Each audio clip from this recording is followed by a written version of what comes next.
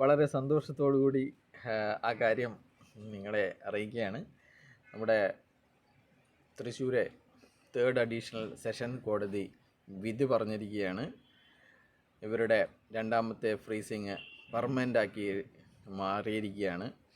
അപ്പോൾ അതുകൊണ്ട് തന്നെ ഇവരുടെ വാഹനങ്ങളും 212 കോടിയോളം രൂപ വരുന്ന ബാങ്ക് നിക്ഷേപവും എല്ലാം തന്നെ കളക്ടറുടെ അധീനതയിലേക്ക് വന്നിരിക്കുകയാണ്.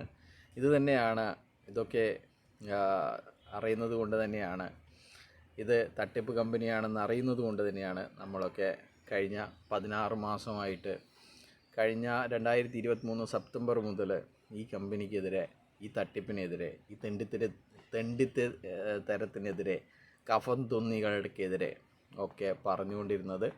അപ്പോൾ കഫൻ തിന്നികളൊക്കെ ഇപ്പോൾ എവിടെയാണെന്ന് അറിയില്ല. അപ്പോൾ എന്തായാലും പിന്നെ ഇവരുടെ ആശ്വാസം എന്ന് പറയുന്നത് ഇവരുടെ കേസും അലോ ചെയ്തു എന്ന് സൈറ്റിൽ കാണിക്കുന്നതാണ്. അപ്പോൾ അതിനെക്കുറിച്ച് പറയുകയാണെങ്കിൽ വളരെ കോമഡിയാണ്. അത് എന്തുകൊണ്ട് അതങ്ങനെ സംഭവിച്ചു എന്ന് ചോദിച്ചു കഴിഞ്ഞാൽ, ഇവരെന്താണ് കോടതിയിൽ കൊടുത്തത് എന്നുള്ള ആ ഒരു 2 പേജ് കാര്യങ്ങൾ ഒന്നെടുത്ത് വായിച്ചു കഴിഞ്ഞാൽ മനസ്സിലാവും എന്തുകൊണ്ട് അത് അലോ ചെയ്തു എന്ന്.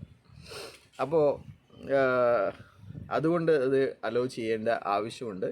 അത് അലോ ചെയ്ത് കഴിഞ്ഞാൽ മാത്രമേ രണ്ടാമത്തെ ഫ്രീസിങ് നിലനിൽക്കുകയുള്ളൂ. അതുകൊണ്ട് രണ്ടാമത്തെ ഫ്രീസിങ്, രണ്ടാമത്തെ പെർമനൻ്റ് അറ്റാച്ച്മെൻറ്റ് നിലനിൽക്കണമെങ്കിൽ ആ ഒരു കാര്യം അലോ ചെയ്യേണ്ട ആവശ്യമുണ്ട്. അപ്പോൾ ഷാ വക്കീൽ വളരെ തിടുക്കത്തിൽ ചെയ്ത ഒരു കാര്യത്തിൻ്റെ ബാക്കി പത്രമാണ് ഇന്നത്തെ അലോ ചെയ്തിരിക്കുന്നത്. അത് അലോ ചെയ്ത് കഴിഞ്ഞാലും അത് ഡിസലോ ചെയ്ത് കഴിഞ്ഞാലും യാതൊരു വിധത്തിലുള്ള മാറ്റവും ഉണ്ടാവുമായിരുന്നില്ല. എന്തായാലും പെർമനൻ്റ് അറ്റാച്ച്മെൻ്റ് ആയിരിക്കുകയാണ്.